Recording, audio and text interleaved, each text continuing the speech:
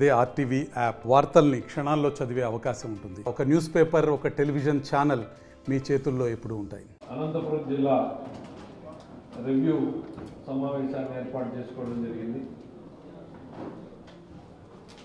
ప్రభుత్వం ఏర్పడిన తర్వాత కొత్త ప్రభుత్వం కొత్త సవాళ్లను అధిగమిస్తూ రాష్ట్రంలో బడ్జెట్ ఏర్పాటు చేసుకుని ఆ తర్వాత ట్రాన్స్ఫర్లు అన్నీ కంప్లీట్ చేసుకుని ప్రభుత్వ యంత్రాంగాన్ని పరుగులు పెట్టించే దిశగా రాష్ట్రం మొత్తం తయారైంది. అందులో భాగంగానే ఈరోజు ప్రతి జిల్లాలో కూడా రివ్యూ పెట్టుకుంటూ ఇక్కడ రివ్యూ పెట్టడం జరిగింది. అనంతపురం జిల్లాలో షార్ట్ టర్మ్ గోల్స్ ఏంటి, మీడియం టర్మ్ ఏంటి, లాంగ్ టర్మ్ ఏంటి అనేటువంటిది ప్రభుత్వం ఇప్పటికే నిర్ధారించుకుంటుంది. తొందరలోనే దాని మీద స్పష్టంగా గౌరవ ముఖ్యమంత్రి గారు విజన్ డాక్యుమెంట్ని రిలీజ్ చేస్తూ ఉన్నారు. విజన్ 2047 డాక్యుమెంట్ని ప్రతి మండల స్థాయిలోనూ ఏ రకమైనటువంటి అభివృద్ధి చేయాలి అనేటువంటిది రూపకల్పన చేయడం జరుగుతుంది. ప్రజల భాగస్వామ్యంతో చేసింది.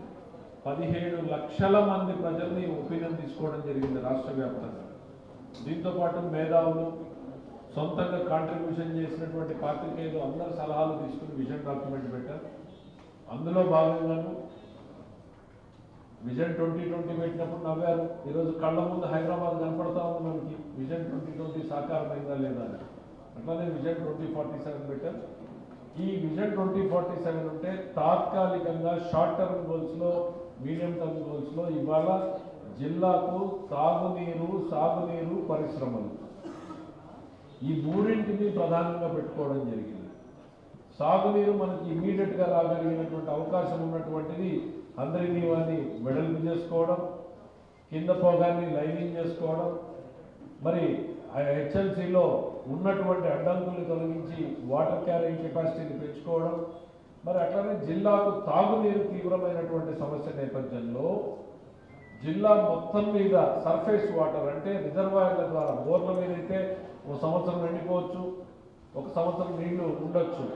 ఈ బాధ లేకుండా ప్రధానంగా జీడిపల్లి, పిఏవిఆర్, మరి మిడ్పెన్నార్ డ్యామ్, ఆ కింద గండికోట, ఈ 4 జలాశయాల నుంచే మొత్తం జిల్లాకు నీరు అందించే రకంగా డీటెయిల్డ్ ప్రాజెక్ట్ రిపోర్ట్ని రూపొందించడం జరుగుతూ ఉంది.